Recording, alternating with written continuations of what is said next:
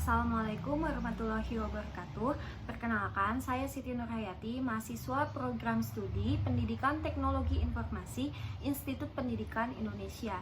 Saya akan memaparkan mengenai proposal penelitian saya untuk memenuhi tugas mata kuliah Komunikasi Jaringan. Saya mengambil studi kasus dengan judul Pengaruh Harga Diri dan Empati Terhadap Kecenderungan Berperilaku Bullying di Media Sosial atau cyberbullying di Instagram pada siswa di SMK Negeri 2 Garut. Yang pertama ada fenomena penyebab masalah. Pesatnya perkembangan media sosial di kalangan remaja sebagai alat komunikasi yang mudah digunakan, dilengkapi dengan aplikasi, didukung dengan fasilitas internet dan dapat diakses di mana saja, membuat fenomena besar terhadap arus informasi. Tidak hanya itu, pertumbuhan media sosial membawa fenomena baru dalam masyarakat sebagai ajang untuk melakukan kecenderungan berperilaku bullying atau yang kita sebut cyberbullying. Penelitian yang dilakukan di SMK Negeri 2 Garut pada subjek mulai usia 16 hingga 18 tahun yang saya ambil yaitu siswa kelas 11 dan kelas 12 mengemukakan bahwa adanya tindakan kecenderungan bullying di media sosial atau cyberbullying yang terjadi di halaman media Instagram. Ditemukan bahwa terdapat siswa yang mengaku pernah melihat cyberbullying di mana subjek sebagai pelaku dan pernah menjadi korban. Kecenderungan berperilaku bullying di media sosial atau cyberbullying adalah tindakan agresif disengaja dan berulang dari waktu ke waktu melalui media sosial yang dilakukan oleh kelompok atau individu. Cyberbullying termasuk kategori bullying tidak langsung yang terjadi menggunakan media elektronik, intimidasi secara online, penindasan di dunia maya, dan pelecehan dengan menggunakan teknologi seperti media sosial. Kemudian yang kedua ada rumusan masalah. Cyberbullying sendiri seakan telah menjadi persoalan yang sering terjadi di setiap tahunnya. Masih banyak kasus cyberbullying yang menimpa kalangan remaja. Adapun istilah cyberbullying yang dimaksud mengacu pada unggahan yang mengandung unsur perundungan, termasuk komentar negatif, dan penyebaran postingan atau profil seseorang dengan maksud untuk mengolok-olok. Pelaku cyberbullying berusaha melakukan tindakan-tindakan yang negatif seperti pelecehan, penghinaan, adu argumen, saling ejek dan menghina, maupun pencemaran nama baik dan tindakan cyberbullying lainnya untuk menutupi rasa rendah diri yang dimiliki serta untuk meningkatkan harga diri di depan orang sekitarnya. Sejalan dengan pendapat Serber pada tahun 2012, salah satu penyebab dari kecenderungan bullying di media sosial adalah sebuah harga diri. Siswa yang mengalami cyberbullying, baik sebagai korban maupun pelaku, memiliki rasa harga diri yang jauh lebih rendah daripada mereka yang memiliki atau sedikit memiliki pengalaman akan cyberbullying.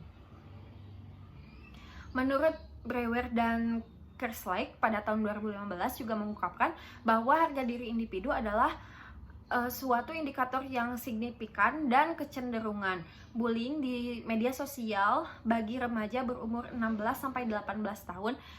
Penelitian yang dilakukan pada 72 siswa di SMK Negeri 2 Garut, mayoritas responden terbukti memiliki harga diri rendah dan tidak bisa mengontrol tindakannya dengan baik di media sosial, sehingga memicu melakukan kecenderungan berperilaku bullying di media sosial.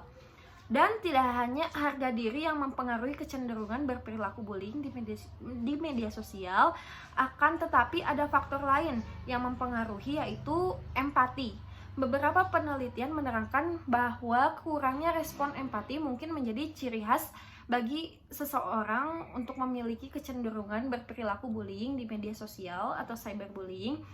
Subjek remaja yang berperilaku cyberbullying ini menunjukkan kurangnya empati pada korban. Kemudian yang ketiga ada tujuan penelitian. Berdasarkan rumusan masalah yang tadi saya paparkan, tujuan dalam penelitian ini adalah untuk menguji adanya pengaruh harga diri dan empati terhadap kecenderungan berperilaku bullying di media sosial. atau cyberbullying pada siswa remaja. Kemudian landasan teoritis yang menunjukkan konsep komunikasi jaringan, mata kuliah komunikasi jaringan yang dapat diimplementasikan untuk menyelesaikan masalah ini. Kita tajuk kembali bahwa pesatnya perkembangan media sosial di kalangan remaja sebagai alat komunikasi yang mudah digunakan, dilengkapi dengan aplikasi yang didukung dengan fasilitas internet dan dapat diakses di mana saja, membuat fenomena besar terhadap arus informasi. Remaja